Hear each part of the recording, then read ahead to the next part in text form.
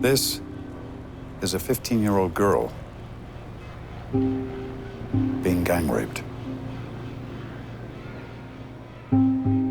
This teacher is beating a boy for talking back in class, while the rest of the class watches. And here a toddler is being hit by his mother for breaking a glass. This child sleeps in the streets because her family threw her out.